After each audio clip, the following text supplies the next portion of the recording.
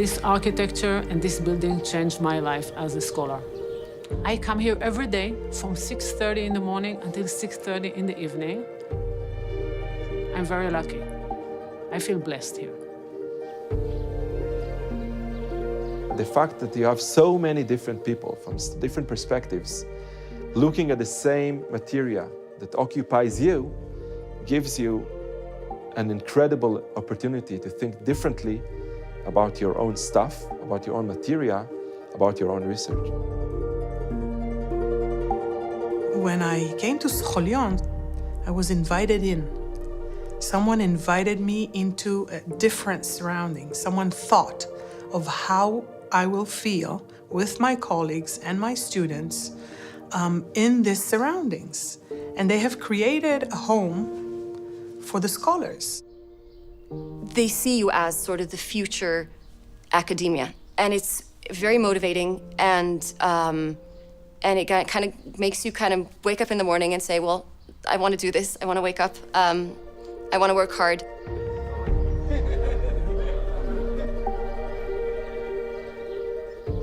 "15 years since the founding of the Mandel Scholion Center, and 5 years since the establishment of the Mandel School, it is now clear that they have paved the way towards excellence for outstanding scholars from the very earliest stages of their studies." The Mandel School has a huge impact on the Hebrew University.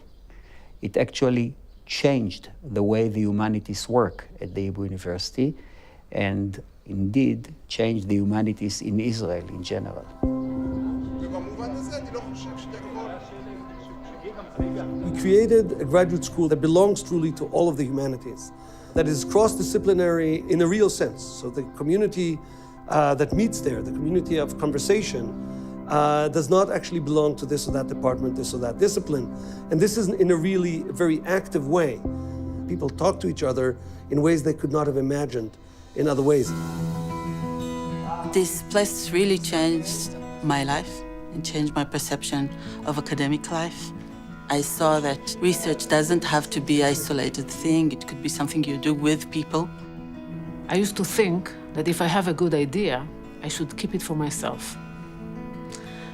And I heard stories about scholars taking ideas of other scholars and publishing them. So it was really, that's how I grew up, so to speak.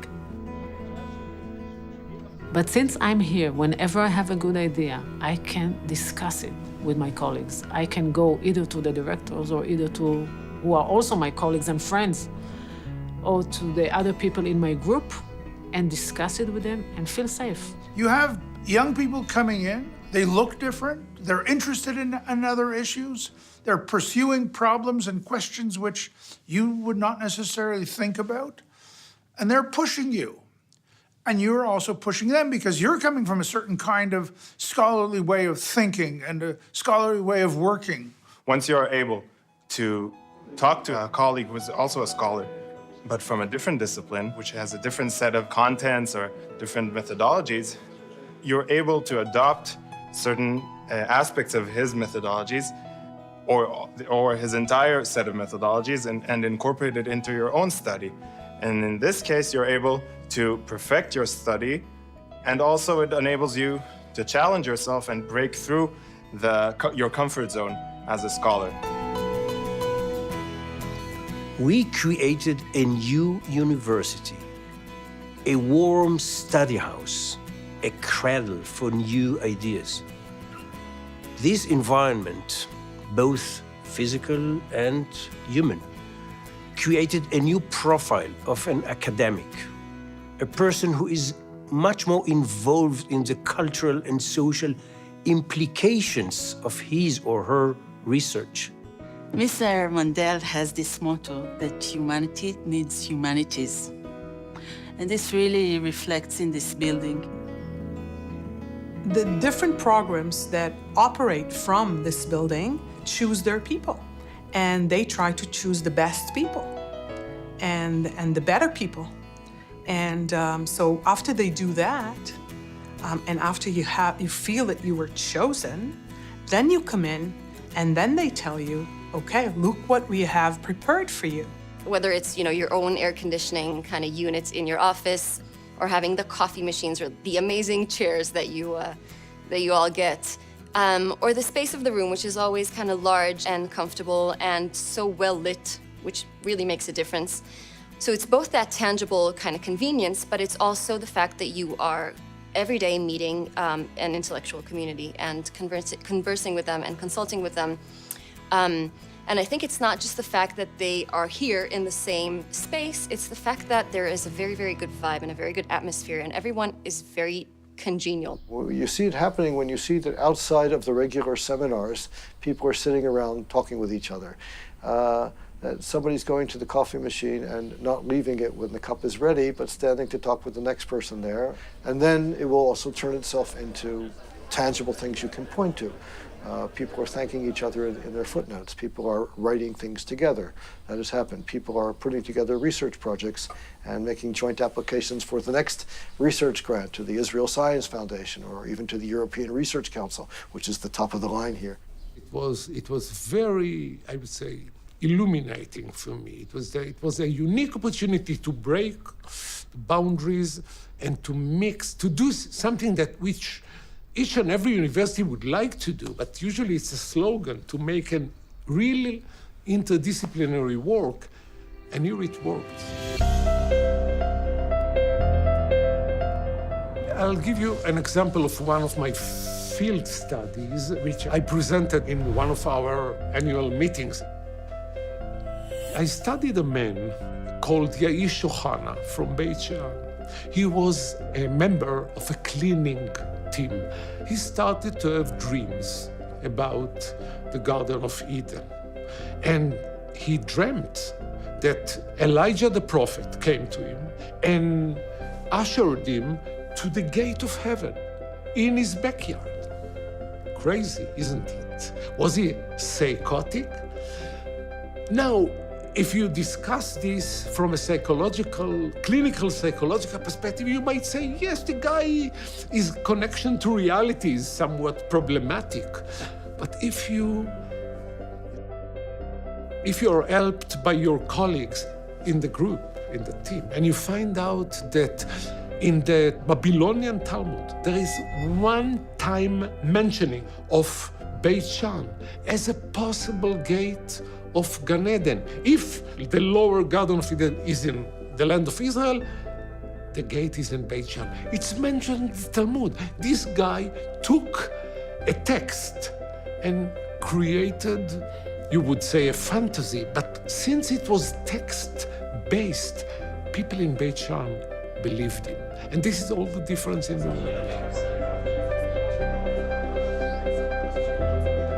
End of the process, what we have here are people who change not only the field of humanities, but also the human tribe. So you create an elite with a deep feeling of serving elite that wants to give back.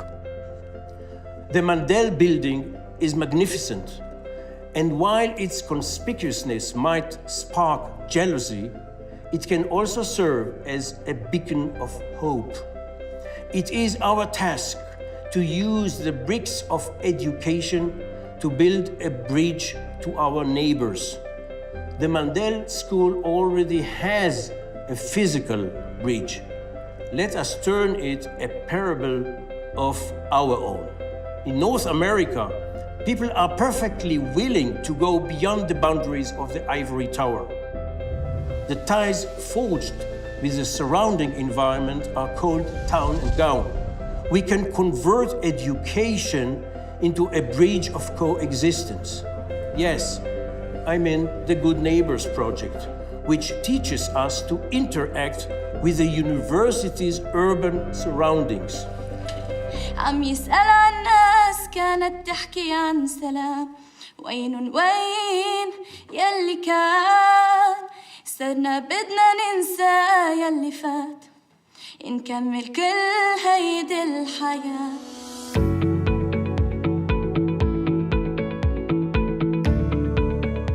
It's the investment in people. It's the investment in understanding how people are important that makes this school special. We have many, many wonderful applicants. This past year, we had 138 applicants. We picked out 27 or so, then the academic committee got into the act and it narrowed it down to 8. And the truth is, of those 8, we could have picked any 2 we wanted, and they would have been excellent scholars. And nevertheless, we could only pick 2. And each one of them is a person with a family, with hopes, with years invested in their education. And if we were able to move from 2 to 3, we would be doing 50% more than we're able to do now, and it would be a tremendous investment in the world of academia and scholarship. While we are not alone in waging the battle over the ideals that will guide the future, we must be at the forefront, at least in Israel, of the rebirth of the humanities. The humanities is not simply a personal, intellectual experience for a scholar isolated in a world of esoteric research. It must provide spiritual sustenance to all of society, lending it life and meaning.